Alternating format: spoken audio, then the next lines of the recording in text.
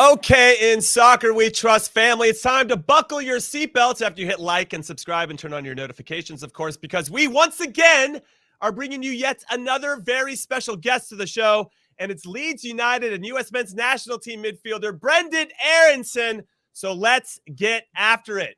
Yes, what is up, everybody? Welcome to Johnny O'Brien's favorite podcast in Soccer We Trust. I'm Jimmy Conrad alongside Charlie Davies and Heath Pearson. Do we consistently continue to bring the heat with our special guests or what? I will answer this for you. We always do, because this week we're going to be joined by newly signed midfielder to Leeds United and an important catalyst for the U.S. Men's National Team's attack. It's Brenden Aaronson. But before we bring him on, Charlie and Heath, what are you two going to pepper him with? Like the hard-hitting stuff? What kind of questions, Charlie, are you going to be asking Mr. Brenden Aaronson? No, I don't ask hard-hitting questions. Yeah, right. I ask questions. Unless you're upset. No, I ask questions that the people want. Yeah.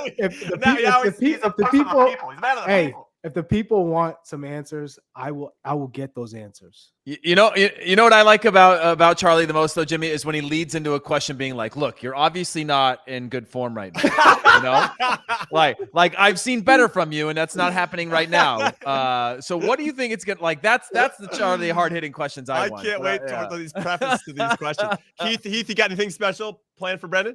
No, I mean, I think it'll be a great conversation because he's got such a unique role within the national team right now. And then obviously the club career, his world's got to be pretty upside down. I just feel fortunate that we were able to grab him and, pepper him with some stuff here. Yeah, good get. All right, everybody, it is time to do the tale of the tape. Let's bring him on. He was born and raised in Medford, New Jersey, standing 5'10" tall, weighing 154 pounds that we all know is pure muscle and flowing curly hair. It's the newest American played in the Premier League for this upcoming season, who just happens to be one of the string players for the U.S. Men's National Team.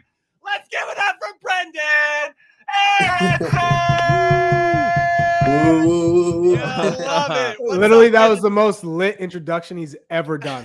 Yeah. I hope it's always a distant second to anybody else that tries to match that. Brenden, thank you so much. Thank you so much for coming on the show. We appreciate you. We know that you're busy with the U.S. Men's National Team right now. Yeah, it's been busy times, as you guys could probably tell, but it's been amazing to be back with the guys, and yeah, I'm excited to be on the show. All right, cool. That's the spirit and attitude that we like to hear. So it just sounds like he wants to go on vacation. That's what it sounds like. That sounds like a long. That's true. That sounds like a long. Hey, Brenden, you're talking to three guys who got to summer as well at different points in their career and had to be a national team. Didn't have to. It was honored to be in the national team, but also looking at the calendar, going like, man, I could sure use a break right now. I mean, listen, there's always time. As a footballer, there's always time for a break, and you need it at some points, and it's definitely getting to the part of the season where I can feel my body starting to, get tired and just want to be on the beach. But it's always an honor to represent the country, and that's all. You can't say no to that. You can't say no to that. All right, first question coming from me.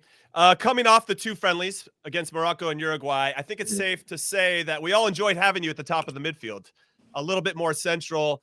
And I'd like to think that you felt the same way because you scored against Morocco, a nice, well-worked goal with the Walker Zimmerman over to the top to Pulisic. You combined and had a nice little tap in there. It's got to be a nice feeling.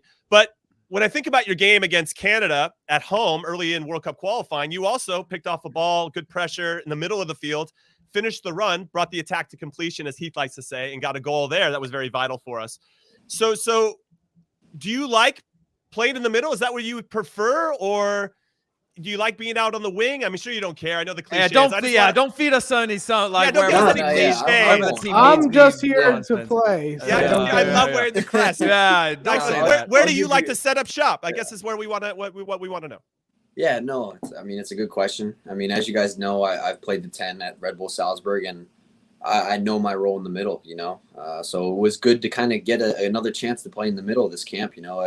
It worked out that I was able to play against Morocco and play, I think, a good game. And it was for the team. I think the flow of the attack and everything that I was a part of the game, it felt good in the middle, and playing a little bit of this was a little bit different of a setup this past two games too, because we're sitting with more Eunice and Tyler, and then me and Christian kind of stay in the pockets. And that's where I like to think my game is at its best, being able to get in the pocket, turn and drive with the ball, and then play the final pass or shoot or combine. But it's safe to say that I do really like playing the 8, and it's something that I see myself playing in the future, and I think I can do this box-to-box midfield. What didn't you call yourself an 8.5 for a bit? Wasn't that a term you were phrasing? That was for a little bit, that was a little that hybrid. was. I like that. Listen, how nice was it finally to play against a different type of opponent? Because in CONCACAF's a completely different thing. Charlie was saying the whole time how much you guys suck in CONCACAF and things like that.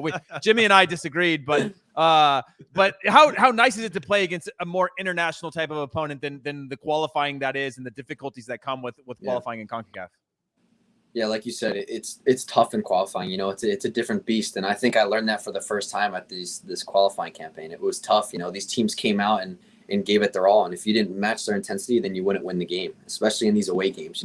At home we could keep the ball and we could play our way, but in away games the field might not be the best, the conditions might not be the best, and you're not as up for it. So that's just things you need to come over as a team, and I think we learned as we went on. And for games to be against Morocco and Uruguay, it's really good to test ourselves. It's World Cup competition, top 25. I think both of them are top 25. I think Morocco was 24 and Uruguay was like 13 or 12 or 13. So really good opponents. What we needed kind of just different kind of football. It was more open, and I think it suited us well. And it was good for all the guys to see the level. They're World Cup teams. They have a ton of quality, and I think the first game went really well, and the second game was good. I think we needed to create more chances, but listen, games happen like that, and it was good for us to learn.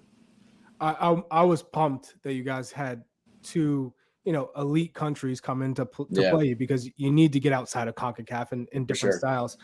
But both Heath and Jimmy know I asked the questions that the people want me to ask. I heard this. So what I'm going to go here, the angle I'm going to take is, which position do you think will best suit you with this current national team for the World Cup? If you're starting, which position would it be? Because, there are some players who don't have that flexibility. And I think that plays to their benefit in a case like, Christian's going to play on the left. That's done.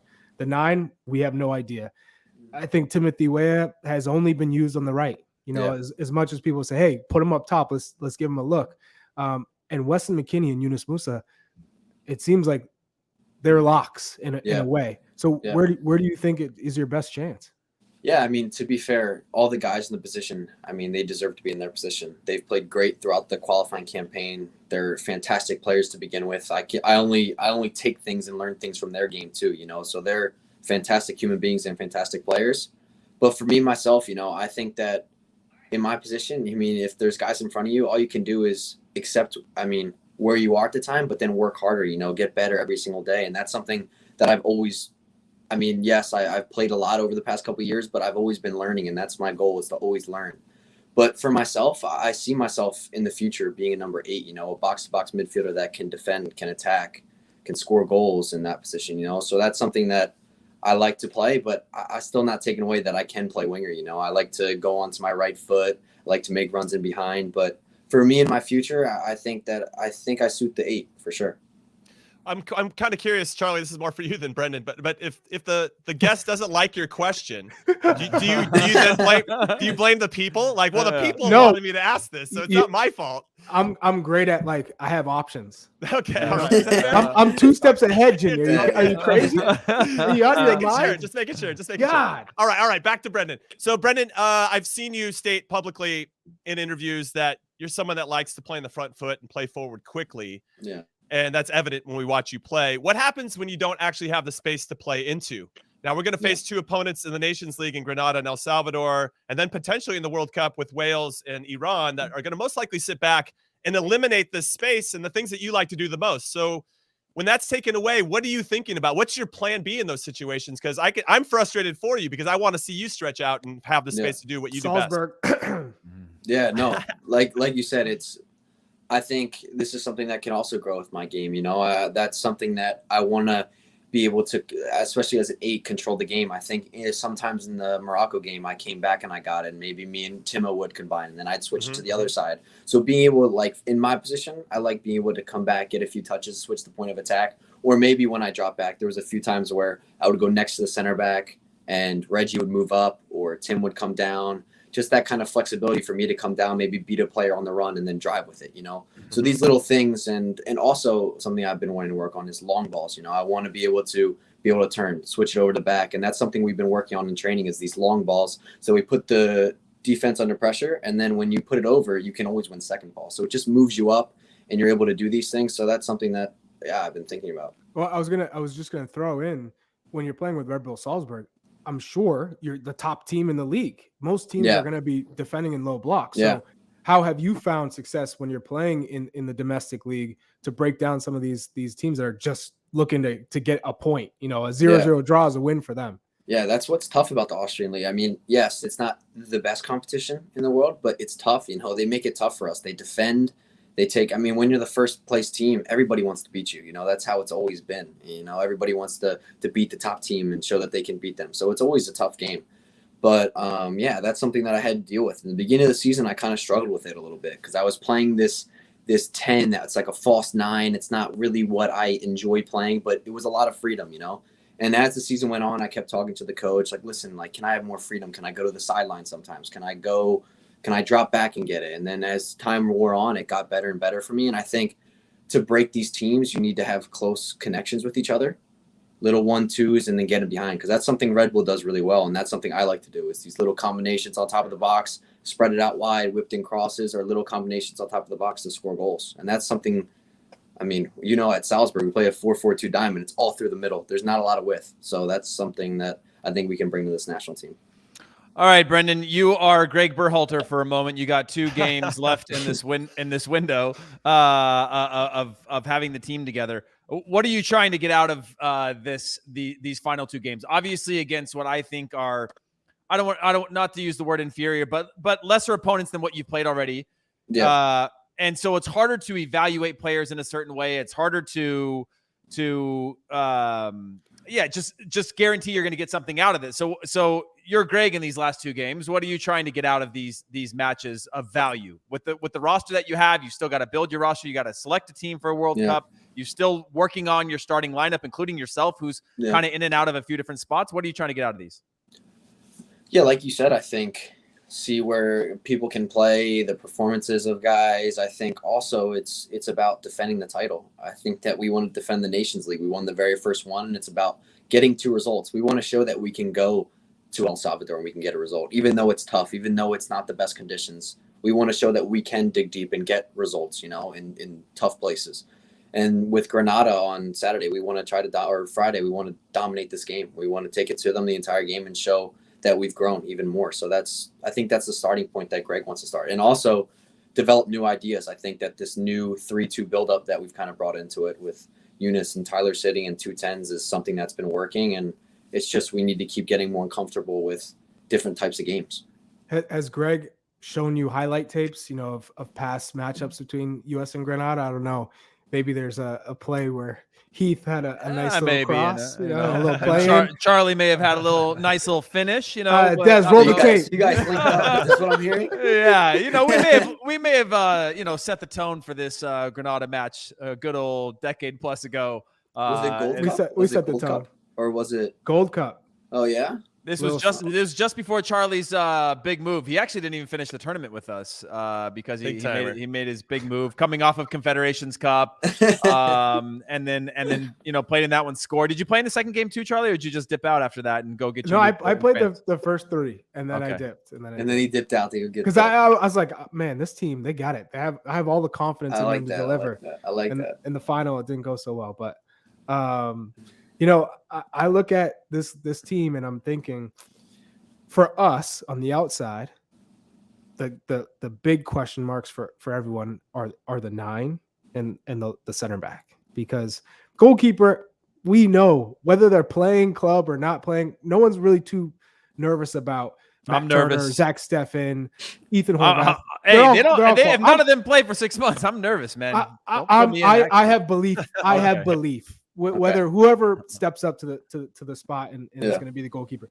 But what are you guys feeling on the inside? Is it, man, we're there. We just got to figure out, you know, different passing patterns and relationships with whoever's playing the 9, because I feel like you've played the 10. There is no one supporting the 9, whoever's playing there. And if that 9 has to drop back, now you're losing that threat. Yeah, so it's true. What is it for you guys that you're on the inside working on to get better? And what do you think is the biggest issue, I guess, if that was the word. Yeah, I think, I mean, there's not really a word to put on it because I think that everybody that at this camp deserves to be at this camp. Mhm. You know, maybe it's okay. Jesus hasn't scored in the past games.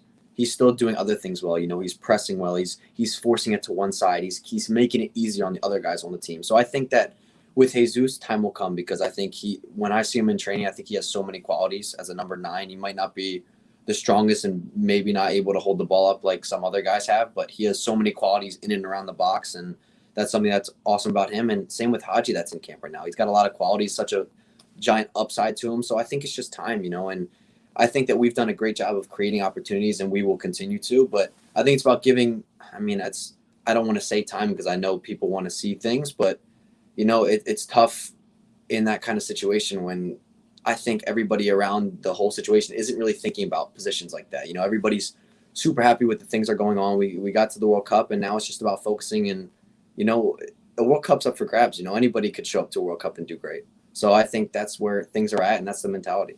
Okay, well, speaking about mentality, I know that you've played for a Philly sports team and then for Salzburg, but I'm thinking more from a Champions League perspective. And then definitely with Leeds next season, the club teams you've played for or will play for in the future always seem to have something to prove. And when we played, me, Charlie, and Heath played on the US men's national team, we felt the same way. We weren't really getting the respect that maybe we thought that we deserved and we're trying to earn.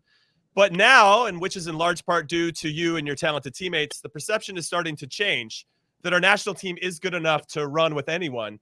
So how have you and this group dealt with those expectations? And in short, how do you manage the hype around what you guys are capable of? And anytime maybe a player comes in who's been scoring a bunch of goals and managing, you know, just keeping, let's say humble might not be the right word, but just keeping everybody in balance. Yeah, you're rich now, man. You're rich. That's got to be a lot to deal with. I think about the hype now around the team just in general. You guys are going out for lunch or dinner, and it's like, oh god, you know, I feel like it's at an all-time high. So how do you, how do you bring it down? I think that, I mean, we have so many personalities that are just so humble on this team. You know, a lot of guys that are doing great and playing great. There's just so many humble guys, and it's just so refreshing. You know, it's such a good thing to have when you have so many just great guys. How about the one that just bleached his hair? How about that guy?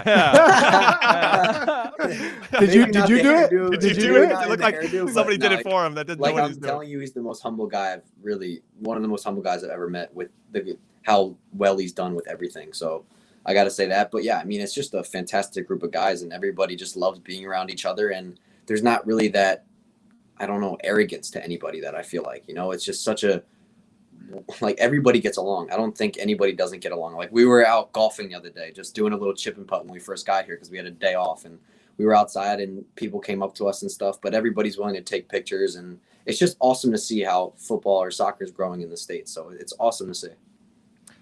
You know, if there was I think the theme has been, this team has gotten a lot of experience from Nations League to Gold Cup to now World Cup qualifying. But there's still this constant chatter of, it is a team that's together. They've come through it all together, but it still lacks World Cup experience. It still lacks, you know, a lot of players playing at club level. Yeah. I mean, do you think, does any of that seep into the team? Is there any of that discussion of something to prove with that? Or is it just go out and play?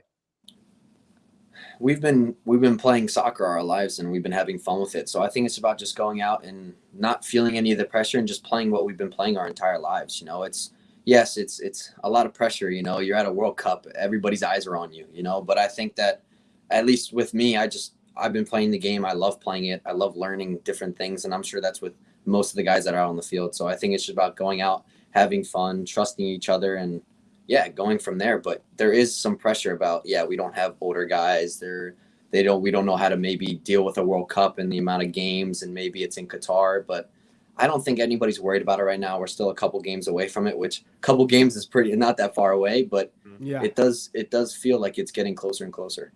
What's your take on the group? You see the draw come out, and all of a sudden you see Wales being the last team added to the group. Yeah. What are you thinking? What are your thoughts? You know, has there been chatter in the meal rooms? Yeah, there's definitely been some chatter about that. I mean, a lot of the questions that I've been getting asked with the interviews and the media, it's about the group, you know. And I think to start off with England, of course, we know how much depth they have and how how many great players they have that play at top leagues and score goals and assists week in and week out. And we know that, but we know that we might be the underdog in a game like this. But I always feel like when you're in the at least with Red Bull Salzburg, we were the underdogs in our group, but we came out in second place and maybe even should have came in first. So for us, we're not going there to just participate. We're going there to win, we're not, that's the focus. And I think that's something that's great. And with the other two teams, I mean, Iran finished second, I think, in Asia or whatever group they're in. So that was, I mean, they're a good team. And lastly, Wales is a good team too. So I think it's going to be a tough group, but I think we're going to be ready to go, really. I'm really confident, and I think we're going to take it to every team. Yes, inject that mentality straight into my veins. Brenden Aaronson, we're going to take a quick break, and our only break of this show. When we get back, we're going to talk a little Leeds United and a little bit more about Brendan's family. Don't go anywhere. All right, everybody, welcome back to In Soccer We Trust. I'm Jimmy Conrad alongside Hollywood Heath Pierce and Charlie Chuckwagon Davies, and our very, very special guest, Brenden Aaronson, who wears the number 11 shirt for the U.S. men's national team. And what number are you going to wear for Leeds? Has that been determined yet, Brenden? That has not been determined yet. What are you angling for? You didn't have it in your contract? Are you waiting for Rafinha to leave so you can take number 10 or what? Yeah, I'm not. I don't feel like I want to take the number 10 jersey. That's just something I'm not. Like you don't want that pressure? No, not the pressure. It's just I like being. Well, my favorite number has always been number 7. I like number 11 now since I kind of have it. I had it for the national team, and now I had it for my club. So I'm kind of waiting for maybe 2 of those to come up. So we'll see. Okay, so talk to us about Leeds. Obviously, you made the move from Philadelphia Union to RB Salzburg, playing for Jesse Marsch, now being reunited with him at Leeds United. What was that phone call like when that became finalized, when you saw him in person? Did you give him a big bear hug? I mean, tell us about that whole process, because I'm sure a lot of people don't know exactly how that works. Yes. To begin with, it started in January, where they came in a few times for the club, but of course Red Bull Salzburg has the authority to say no, and they did. And I think it was okay with me, because I loved playing for Red Bull Salzburg at the time, and my role was to help the team go through to the next round of Champions League at the time, and win the league and win the double. So I was fully focused on Red Bull Salzburg, and I wasn't worried about anything that happened then. And then in the summer, they came back again and they stayed interested, and I was super thankful for that. And the deal went through, and it was an amazing feeling being able to play. We'll soon be able to play in the best league in the world and play under a guy that I've known before, which is also really good and is a fantastic coach, and I'll learn even more from. But yeah, I mean, it's an amazing feeling and something I've dreamed of my entire life. So what's the goal for you for this upcoming season at 10 Leeds? goals, 10 assists, man. I'll answer for him. What are you talking about?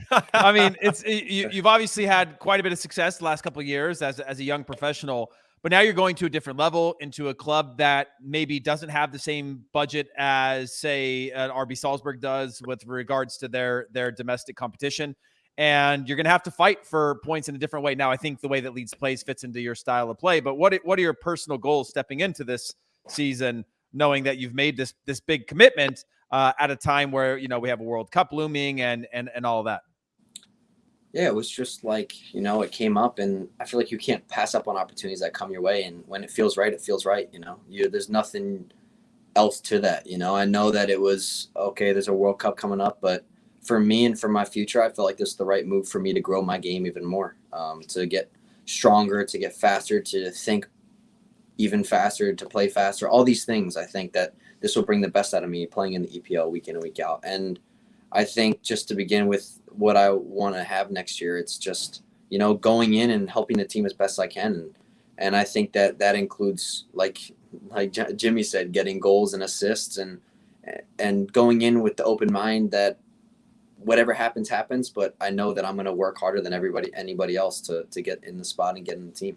You walk into the locker room, and Daniel James is staring at you. He's sitting in front of your locker like, could be Calvin Phillips too. I mean, and you're competing against both of them, right? It's true. No, I mean, what do you think of going into an atmosphere like this? I mean, if he would him spot, that would be kind of awkward. I'm not gonna lie, but yeah, because you might be competing to play in the same position, right? In the same position, and I think that's anywhere you go. When I came into Salzburg, it was kind of the same way. I had to earn my spot. It wasn't just going to be, oh, you're going to come in and get it, because there was a guy lined up to be in the spot before me. But like I did at Salzburg, I came in with the right mentality, and I showed Jesse that I deserved to play with the preseason I had and the way I was playing in the league. It was consistent and it was really good. So I think this is what I want to bring to Leeds and just show that I'm a hard worker and I'm going to be there for the team always. But just to go into that, he calls you. He tells you we're signing you, and it's this massive fee. Okay. Yeah. This is not chump change. No, this is a massive fee. They're investing in you. Was it you're going to play from start? You don't have to prove yourself because I know what you're already about. And did he tell you which position you're going to play? No, it wasn't. I don't think you can ever say that you're just going to come in and play, especially, I mean, whatever fee it is. I mean, yeah, it's a lot. It's a lot of money, and I'm grateful and I'm thankful to say that this club invests this much money in me and thinks about me this way, it's amazing to say. And all I want to do is now play my heart out every single game for the club, and I think, yeah, I mean, I'm not going to go into it knowing that I'm going to play. You always have to earn your spot. That's something that always comes with it is football. You have to earn your spot. And I want to earn my teammates' trust and earn the coach's trust again. Now, we had another attacking player join a Premier League team last season named Josh Sargent. Did you text him at all? And he's like, you know what, man? I don't know. It wasn't that great of an experience. We got relegated. It was kind of a shit show. I mean, did you have why any you have to do that to Josh? I'm just saying he's taken a stray right now, and I apologize for that.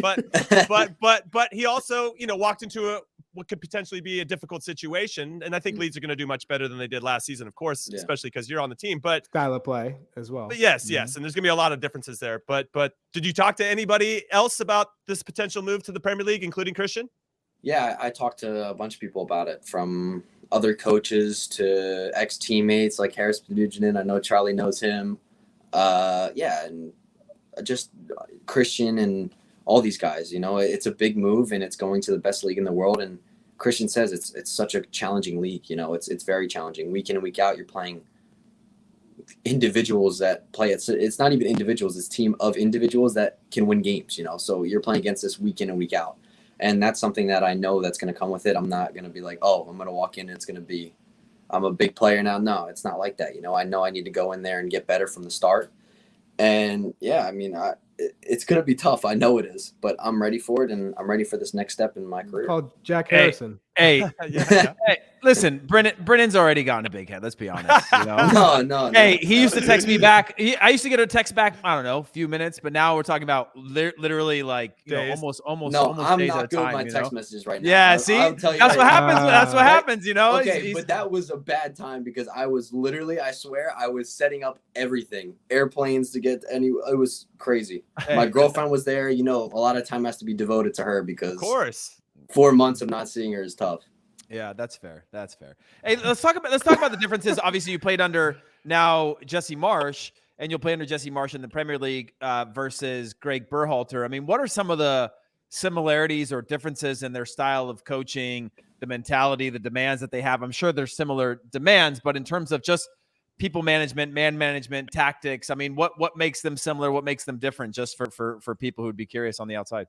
Yeah, good question. I think that they're similar in the way that they want to play. They always want to be on the front foot. I think Greg has really introduced this in the past year and a half, this high flowing kind of football where we're getting after them, we're pressing them. And I think that this is the same way Jesse wants to play too. It's attacking high, it's pressing, it's being on the front foot and not being afraid of anybody, And differences, like, honestly, like, they're so similar with the way they want to play. Yes, it's different systems, but it's still like this pressing football and they want to be on the front foot.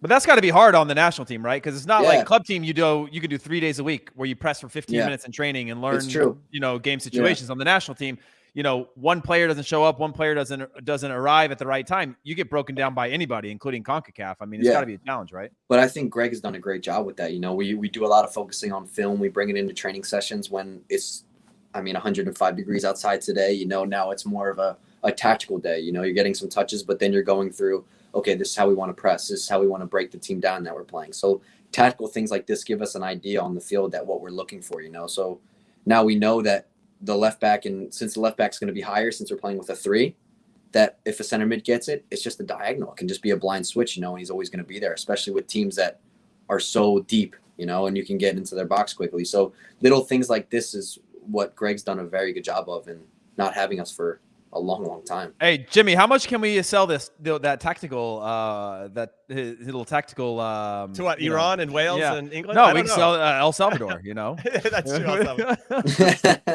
Hopefully I don't give away too many tactics coming up. I still have to go out there and execute. It's all out there. They can watch the videos. Also Yeah, true. it's all about execution. What are you most looking forward to this season in the Premier League? Because I know you always watch the games. You're a big fan. Now you're in it. What are you most looking forward to?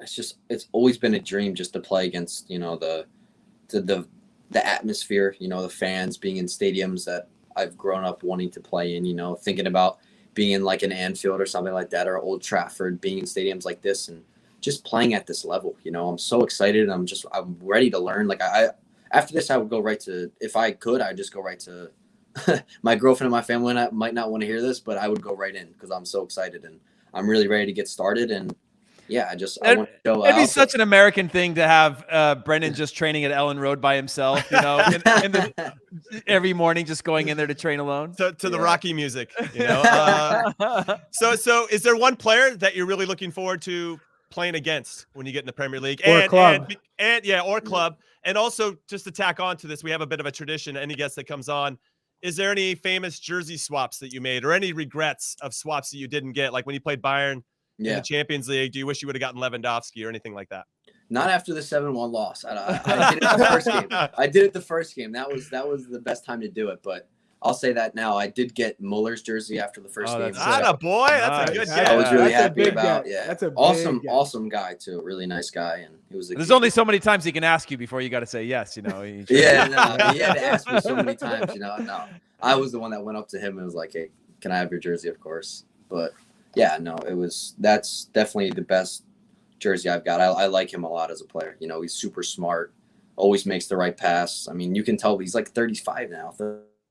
He's 33 to 35, and he's putting up numbers like he's Kevin De Bruyne, And then player that I want to play against in the Premier League, there's so many, I mean, so many I watch week in and week out. I would probably say Kevin De Bruyne would probably be number one on that list. I'll be honest, Brenden, he looks like he should be managing an Office Depot or something. Like he doesn't look like a professional footballer. Yeah, he doesn't. Until he blows by you. Until he just drives with the ball. It's crazy. Yeah. Absolutely accelerates by you. Yeah, he's so fast. You better get that jersey. I'll tell you that. Yeah, no, that's one I definitely want. And tell Zach. Hook it up. Yeah. Tell Zach. Yeah.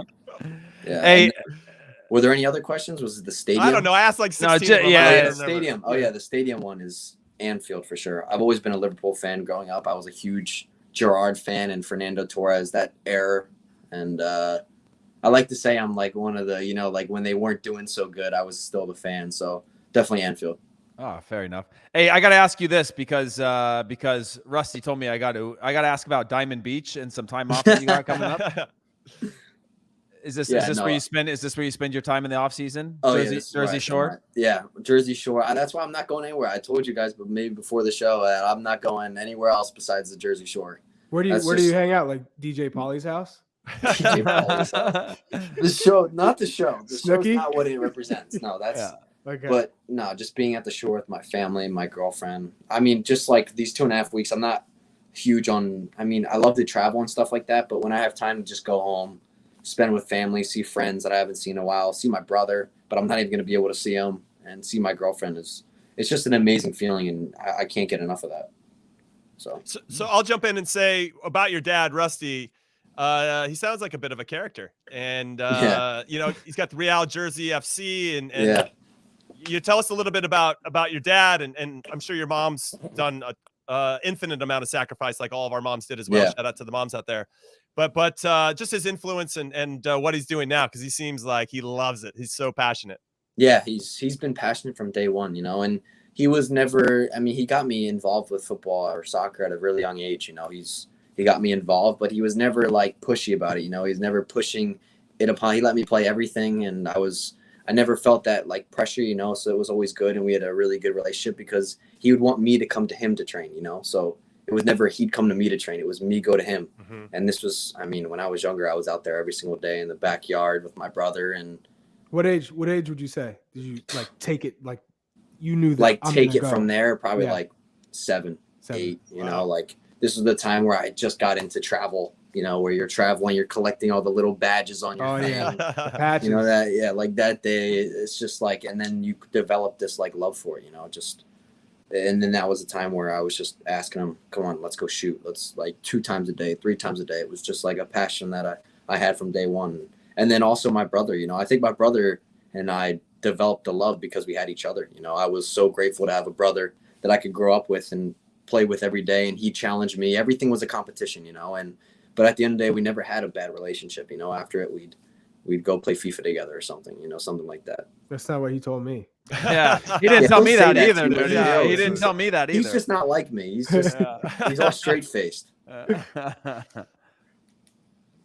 I'm proud of you. That's all I can say. Thanks, Charlie. I appreciate You've it. come a long way, and you've always had the same mentality of I want to get better. I'm here to learn. I'm never gonna sit here and be like, man, it's my first time with the first team training with the union, and I've made it. I'm done. Like you were always pushing, and it shows why you've reached the heights that you have, and you're just getting started. So keep going. Thank you. I appreciate it. So what about Paxton though? Can we talk about Paxton's future a little bit? Like but say you're his hype guy. What do you think his ceiling is? I am his hype guy because I think he's unbelievable, and he's gonna get his time. You know, I keep telling him, and I watch all the Philadelphia Union games, of course, because I feel so connected. I mean, I come in here and I talk about the MLS with all the guys all the time because I love the league, you know, and what it did for me at a young age. And yeah, I know all the stats of the players. Hey, but Brenden, you know that's a little unique, right? Like that was a little more like Michael Bradley-esque as my roommate, where like I'd come back and watch movies and he'd come back and watch film all day, every day. That's a little more. You're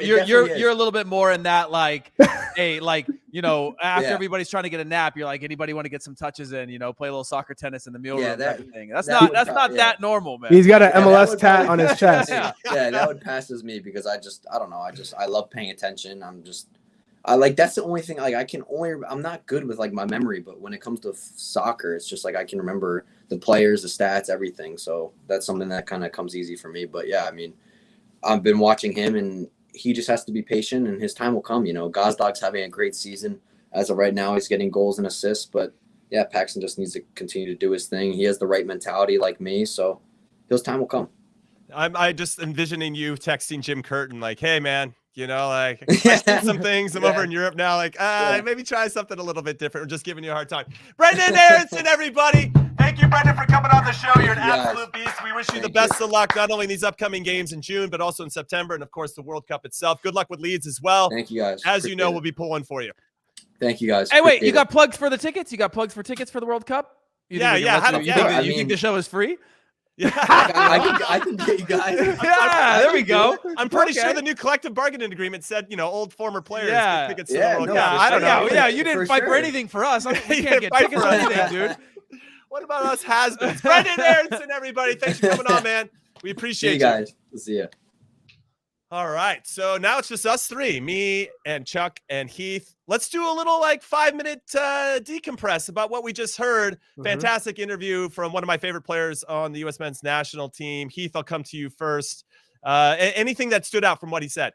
Yeah, I personally think that Charlie let him off the hook a couple of times. He didn't give him the hard questions. Yeah, he gave him some hard ones, but he gave soft answers, and Charlie didn't double down. I went in a couple of times.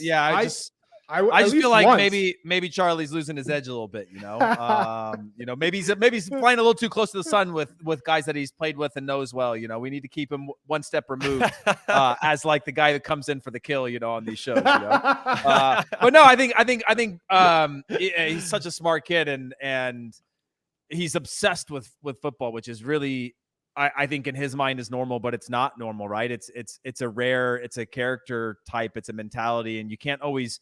You know, all of us that have kids now, you can't always just instill that. There's some of that has to come from within them, and you can't teach that sometimes. And obviously, he was raised in the culture of soccer within his house that helped to nurture that. But just hearing his mentality, he's one of the few people that when he gives a general answer, he actually means it. You know, which is like, I'm just going to put my head down, I'm going to work hard, I'm going to like those things where it's like he's actually doing that. Where if I said that is because I don't want to answer the question or I just want to get through the interview. So yeah, I like it. Yeah, one of my favorite parts was the fact that he kept using the word learn, that he wants to learn. He's going to get up to this next spot with Leeds and anything he's doing with the national team, he wants to continue to learn. And I think that growth mindset, Charlie, is really important to him maximizing his potential as a player. And I don't think we've really scratched this. Well, we have scratched some of the surface, but I think he has so much more room to grow and to really showcase how much ability he does have. He's a special player in the sense that he's hungry. He loves the game. He studies the game. He has no ego. He's super. I don't think he has an eagle either. He doesn't have an ego. Super humble. And now he's getting to play on the biggest stage, and so he recognizes the significance of the opportunity. And so if he can take it with both hands, and he's got a coach who believes in him, he's going to have to force Greg Berhalter's hand, because he is playing that flexible position where he can be moved around. Right now, I don't think he's in the starting 11 if you had to pen it down today. And because of that, he needs to have a big, not that they all don't, but I think him in particular, if he has a big season to start with Leeds, that he's going to force himself into the 11. Yeah, okay. it's Well, Heath, I want to ask you the question that you asked him. What do you think his goals should be? His personal goals. What do you think would be success for him in this first season in the Premier League at age 21, playing for Jesse Marsch? I mean, I said 10 goals, 10 assists is a bit of a joke. Yeah. I'm sure he's probably, because that's what he does. And clearly he's thinking big. That's what he wants to do. And he mentioned that. But what do you think is realistic for him? Yeah, uniquely, and for everybody else's expectations. Yeah, look, I think uniquely he's going to come under criticism because he's not going to put up 10 goals and assists for what they paid for him, right? And that's going to come when you watch him. He's not a sure starter in our national team, but when you see that he's on the field, he's always contributing in ways that might not be goals and assists. And the quicker people can understand his game and his style of play, he's going to be the one that pokes away that first ball that leads to a counterattack goal. He's going to be the one that traps a team or makes the game predictable and those types of things. So for him, it's to literally create that consistency where, one, you earn the trust of Jesse at the Premier League level, you're earning the trust of the fans, because I think that's an important part of the Premier League is earning that trust for being teammates as well, of being that consistent factor of when he's on the field, he's contributing. And then the goals and assists can sort itself out, because I don't think he'll ever be that goals and assists type of player where you're going to see it necessarily on the stat sheets. But when you look at the results that the team gets when he's on the field, when you look at the way where the goals come from, where they start, where the transitions come from, those are the things that I think he's going to be a catalyst for Leeds moving forward. And so to have that consistency for his first season, I think is most important, more than the actual numbers themselves. And Jimmy, just to go off of that, I mean, you look at Rafinha, he had 11 goals and 3 assists. Right. And he's, they're saying you got to pay 85 million to get him, 10 goals, 10 assists in the Prem.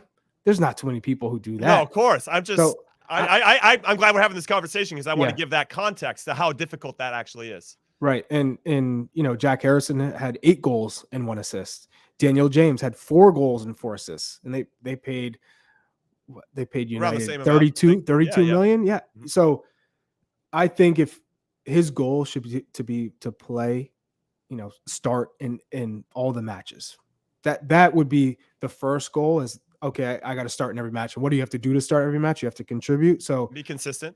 I would say 5 goals, 5 assists, but consistent playing time. And starting 30 out of 38 games? Yeah, sure. Yeah.